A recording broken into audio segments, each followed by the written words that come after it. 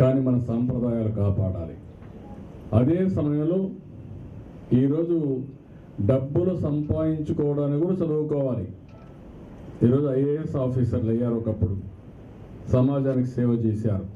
ఇప్పుడు మీరు కూడా ఆలోచించాల్సింది, పిల్లల్ని బాగా చదివిస్తే అందరికంటే బ్రహ్మాండంగా చదువుకొని రాణించే శక్తి ఉండే కమ్యూనిటీ ఈ బ్రాహ్మణ్ కమ్యూనిటీ అని చెప్పి కూడా నేను తెలియజేస్తున్నాను. వాళ్ళని ఒక పక్క చదివించడం, రెండో పక్కన మీరు కూడా ఇంటి దగ్గర కూర్చోకుండా మీరు కూడా ఏదో ఒక మంచి కార్యక్రమాన్ని 10 రూపాయలు సంపాదించే కార్యక్రమాన్ని మీరు ఆలోచిస్తే ఆటోమేటిక్గా ఆలోచనలు వస్తాయి. ఫోకస్ చేస్తే చిన్న చిన్న వ్యాపారాలు కానీ, ఇదే మాదిరిగా ఫుడ్ పార్క్ అక్కడైతే ఇప్పుడే కృష్ణారావు గారు చెప్పారు, ఎంత సిస్టమేటిక్గా చేస్తున్నారంటే హైజెనిక్గా. నేను చూశాను ఒక చిన్న మార్పు. మామూలుగా తినుబండారాలు తయారు చేసి యాజ్ ఇట్ ఈజ్ పెట్టుంటే అది తినడానికి కూడా మనకి ఇష్టం ఉండదు. దాన్ని ప్లాస్టిక్ కవర్ పెట్టారు. చిన్న చిన్న ఇవి కూడా చేసినప్పుడు పౌష్టిక ఆహారమే కాకుండా హైజెనిక్కి ప్లాస్టిక్ కవర్ పెట్టారు. అది చూసినప్పుడు ఇంకా ఆలోచించకుండా ఎవరైనా తినే పరిస్థితి వస్తుంది. One of the best packing చేశారంటే ఇది మనస్ఫూర్తిగా నేను ఇస్తున్నాను. దీన్ని అదే నేను ఇప్పుడే వారికి చెప్పాను, ఇంకా వినూత్నంగా పోవాల్సిన అవసరం ఉంది. ఈరోజు లేటెస్ట్ ఎక్విప్మెంట్స్ అన్నీ వస్తున్నాయి. రెసిపీ కూడా నాకు అనిపిస్తుంది, ఒకప్పుడు అందరికంటే మంచి ఫుడ్ ఎవరైనా తయారు చేస్తారంటే బ్రాహ్మిన్స్ తయారు చేస్తారు. రిచ్ ఫుడ్ కూడా, ఎందుకంటే నెయ్యి లేకుండా ఎప్పుడు బ్రాహ్మిన్స్ భోజనం చేసిన రోజు కాబట్టి పప్పు నెయ్యి అది కూడా పెద్ద పెద్ద చాలా వరకు మీరు చూస్తే నాకు మీ తర్వాత నాకు ఎన్టీఆర్ గుర్తొస్తాడు నెయ్యి తాగడం. ఆయన కూడా అంతే, ఎవరన్నా కూర్చుంటే నెయ్యి స్పూన్తో వేయరు, చెంబుతో పోస్తారు. ఆ విధంగా నేను చూశాను బ్రాహ్మిన్స్ని కూడా. నెయ్యి కానీ పప్పు కానీ ఇలాంటివన్నీ బ్రహ్మాండంగా ఒకప్పుడు ఇది చేసేవారు. టేస్ట్ కూడా బాగుంటుంది. కాబట్టి మీకు నేచురల్గా పుట్టుకతో వచ్చిన విద్య, తినుబండారాలే కాదు, జ్ఞానం బాగా నాలెడ్జ్ ఉంది కాబట్టి వ్యాపారాలు కూడా పెద్ద ఎత్తున చేసే అవకాశం ఉంటుంది. శ్రద్ధ పెడితే ఏదైనా సాధ్యం. నేను ఒకటే, కృష్ణారావు గారు కొన్ని ఇబ్బందుల వల్ల ఎక్కువ పెట్టలేకపోయి మళ్ళీ వచ్చి అడిగాడు, కొంత ఇవి వచ్చాయి, ఎంతవరకు ఇవ్వగలుగుతాను వారితో మాట్లాడి ఈ సంవత్సరం కొంచెం వెసులుబాటు చూసుకొని సహాయం చేస్తాం. నెక్స్ట్ ఇంకా ఎక్కువ పెడతాం, ఆ తర్వాత ఇంకా ఎక్కువ పెట్టి ఏ విధంగా మీరందరూ పైకి వచ్చే వరకు ఒకటే హామీ ఇస్తున్నా, నేను మనసా వాచ మీ అందరికీ హామీ ఇస్తున్నా, తప్పకుండా న్యాయం చేస్తాం. అదే మాదిరిగా దేవాలయాల్లో పనిచేసే పూజారులు కూడా ఏమేం చేయాలో దానికి కూడా నేను ఆలోచిస్తున్నా, దాన్ని కూడా ప్రోత్సహిస్తాను. అక్కడ పనిచేసే పూజారులు కూడా ఎప్పుడు కూడా ఒకటి గుర్తుపెట్టుకోవాల్సిన అవసరం ఉంది. మీరు దేవుడికి పూజలు చేస్తూ మీరు ఆర్థికంగా ఇబ్బందులు పడడం, లేకపోతే చాలని జీవితాన్ని గడపడం మంచిది కాదు. దాన్ని కూడా ఏ విధంగా సప్లిమెంట్ చేయాలో అది చేస్తూనే మిమ్మల్ని అందరినీ ఏ విధంగా ఆదుకోవాలి అనే విషయంలో ఎప్పటికప్పుడు అన్ని విధాలా నేను అండగా ఉంటాను. అయితే నేను ఒక పిలుపిస్తున్నా మీ అందరికీ, అందరికంటే ఎక్కువ అవేర్నెస్ ఉండే కమ్యూనిటీ బ్రాహ్మణ్ కమ్యూనిటీ, దాంట్లో అనుమానం లేదు. కానీ ఎక్కడో ఒక దిక్కడ ఎవరో తీసుకోవాలి. ఆ లీడ్ ఇప్పుడు బ్రాహ్మణ్ కార్పొరేషన్ తీసుకుంటుంది. కృష్ణారావు గారు, వెంకట గారు ఇలాంటి వాళ్ళని తీసుకుంటారు. ఇప్పుడు మీరు స్వచ్ఛందంగా ముందుకు రావాలి, పార్ట్ టైం పనిచేయాలి, కొంత సమయం వెచ్చించాలి, నిస్వార్థంగా పనిచేయాలి. అది చాలా ముఖ్యం అన్నిటికంటే. నేను ఏదైనా కానీ మీకోసం 65 కోట్లు పెడితే మీరు 30-40 కోట్లు కొట్టేస్తే మళ్ళా అందరితో సమానంగా అయిపోతుంది. ఈ కార్పొరేషన్ దివాలా తీస్తుంది. దానివల్ల విశ్వసనీయత పోతుంది. ఒకసారి విశ్వసనీయత మీద మళ్ళీ పికప్ చేయలేము. బిగినింగ్లో క్రమశిక్షణకు మారు పేరు మీరు అందరూ కూడా నేను కూడా చూశాను. ఎందుకంటే ఒక పద్ధతి, ఒక ప్రొసీజర్ ఫాలో కావడం నాకు అనిపిస్తుంది. సమాజంలో ఒక క్రమశిక్షణగా ఉండే బ్రాహ్మణ్ కమ్యూనిటీ అని నా అభిప్రాయం. అది నేను వ్యక్తిగతంగా కూడా చూస్తూ ఉంటాను.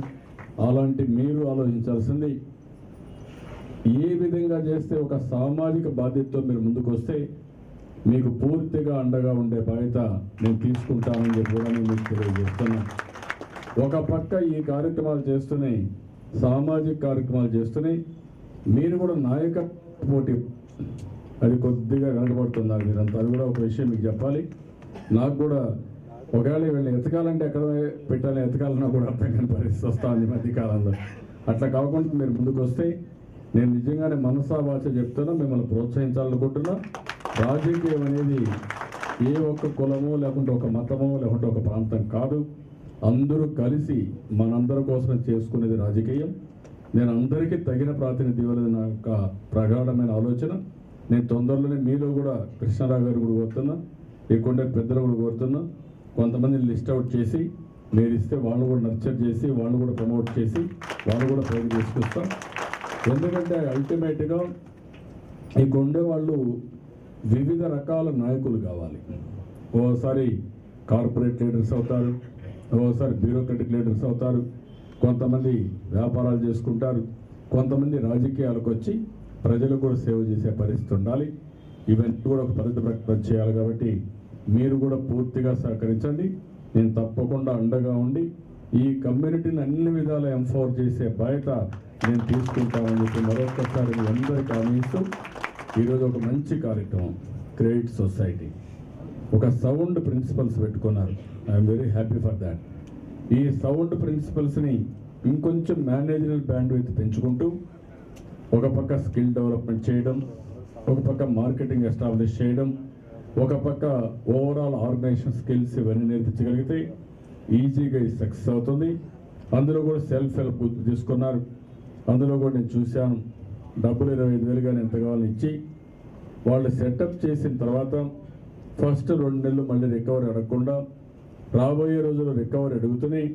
అది కూడా 1% వడ్డీతో ఈజీ ఇన్స్టాల్మెంట్స్ ఇచ్చారు. దానికి చాలా సంతోషం. ఇంకా అవసరమైతే మీరు బాగుపడాలనుకుంటే దాన్ని ఏ విధంగా ఇంకా సింప్లిఫై చేయాలి, ఇంకా ఎక్కువ ఎట్లా డబ్బులు ఇవ్వాలో ఇచ్చే బాధ్యత నేను తీసుకుంటాను.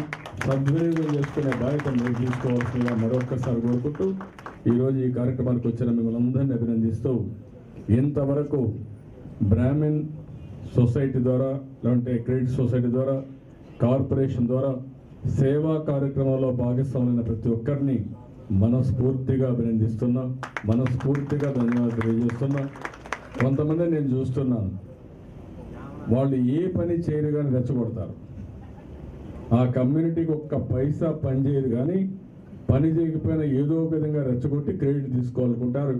మీరు అట్ట కాకుండా మీరు సైలెంట్గా బ్రహ్మాండంగా పనులు చేసి కమ్యూనిటీకి సేవ చేసే కార్యక్రమంలో మీరు నిమగ్నయ్యారు.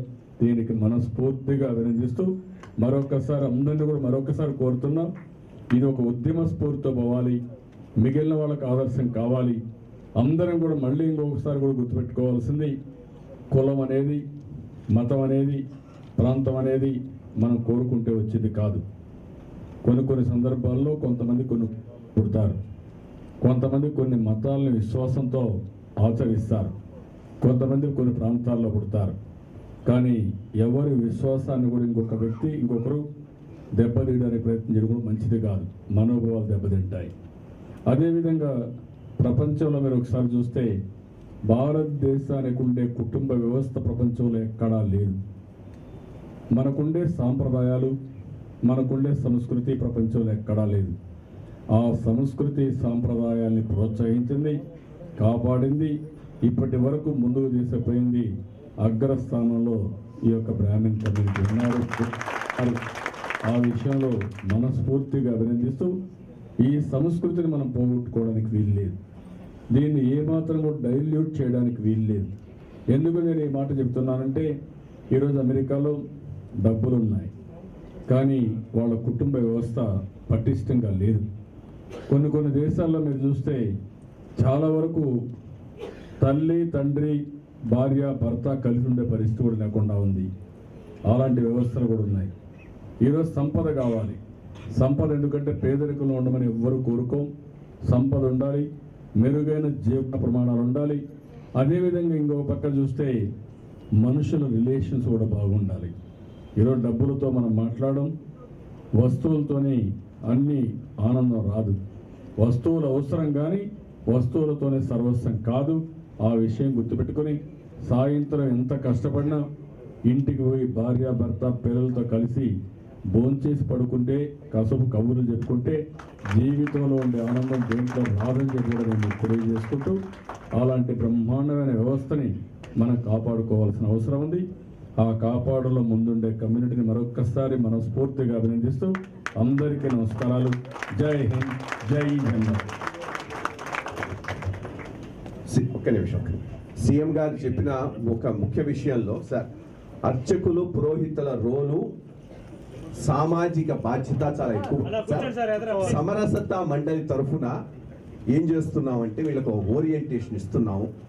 గ్రామంలో ఎప్పుడైనా కానీ పల్లకి సేవ జరిగినా, రథ ఊరేగింపు జరిగినా గ్రామంలో అన్ని ప్రాంతాలకు తీసుకుపోవాలి. ఎవరికైనా ఒంట్లో బాగలేకపోతే అర్చకుడు అతనికి పోయి తీర్థ ప్రసాదాలు ఇవ్వాలి. ప్లస్ సామాజిక స్పృహ అందరినీ కవర్ చేయాలని చెప్తున్నాం. ఒకే ఒక చిన్న విషయం సార్, అర్చకులకు మినిమం ఒక 5 చూడగలిగితే ఇటువంటి సామాజిక బాధ్యత వాళ్ళ మీద పెట్టి చేయించి ఒక సంస్కృతిని, సాంప్రదాయాన్ని, మతాన్ని కాపాడుకోవడానికి దాని మీద పనిచేద్దామని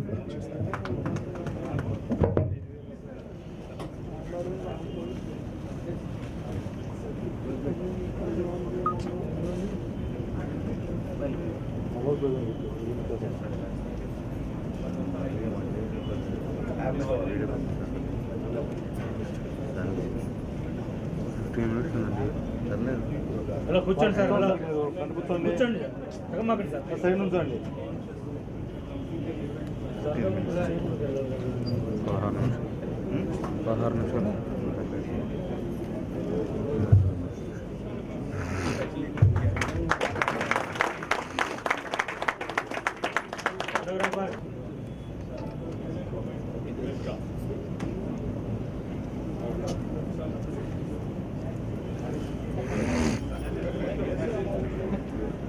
కిరణ్ కొంచెం ఈ పక్క వచ్చా ఈసారికి. కిరణ్ ఫోటోగ్రాఫర్ కిరణ్.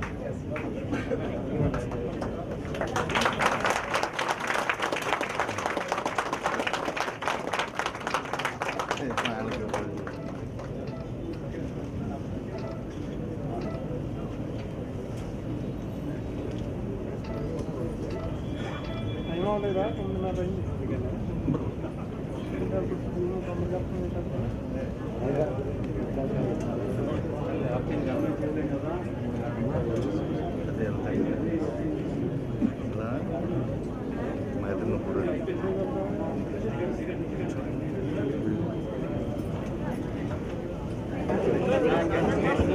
హరే హరే హరే హరే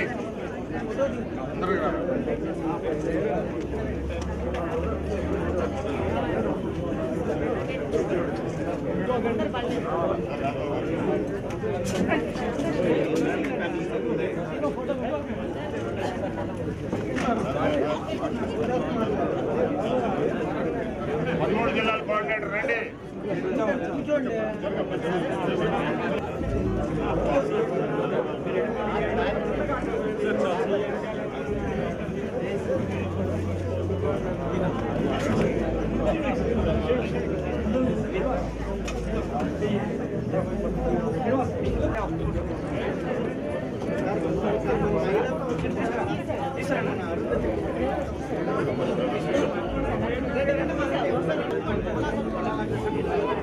అందరూ కూడా